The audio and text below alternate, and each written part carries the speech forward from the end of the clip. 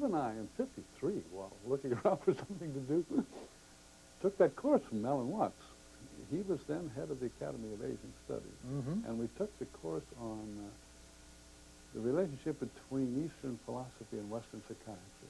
And the idea of Zen, that there was a tradition of 700 years of one person trying to change another.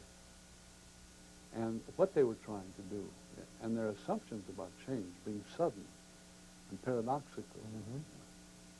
That whole set of ideas. Watts had one subject, which was paradox, and he was very good on that subject. All those things are attempts to say this one thing. Darling, little child, you are required to do what will be acceptable only if you do it voluntarily. And everybody on this account is completely mixed up. Because we are trying to force genuine behavior. But he had a really powerful influence on us in those early days, because at that point we began to look at therapy, and we were looking for a different framework, and there it was. Let me just read something. In this Steps to an Ecology of Mind, which was the collection of all his papers at that time, he says, the essays must speak for themselves, but here at the beginning, let me state my belief that such matters as the bilateral symmetry of an animal, the patterned arrangement of leaves in a plant, the escalation of an armaments race, the processes of courtship, the nature of play, the grammar of a sentence, the mystery of biological evolution, and the contemporary crisis in man's relationship to his environment can only be understood in terms of such an ecology of ideas as I propose. Well, that's a very large, sweeping statement there. But Bateson was interested in animal communication, hoping that there would be fundamental ideas in that would be simpler than the complex ideas of humans.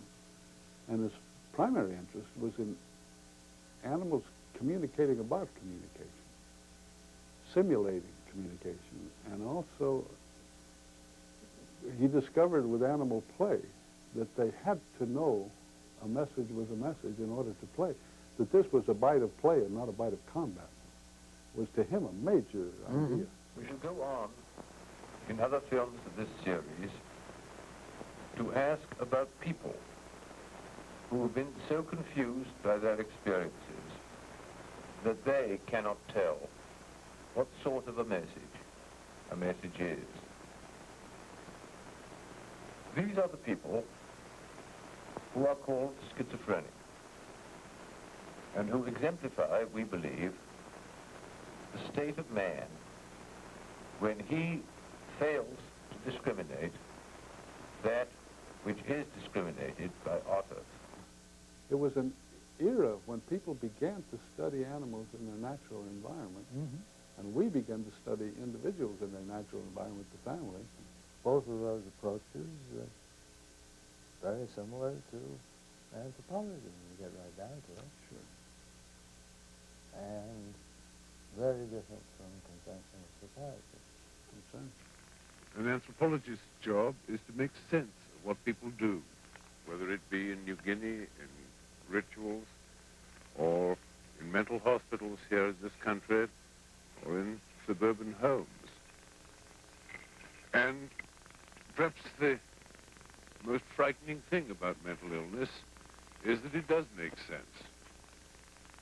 And what we are doing in Palo Alto is studying the settings in which people become mentally ill in order to think about the conditions and the sort of sense that particularly schizophrenia makes.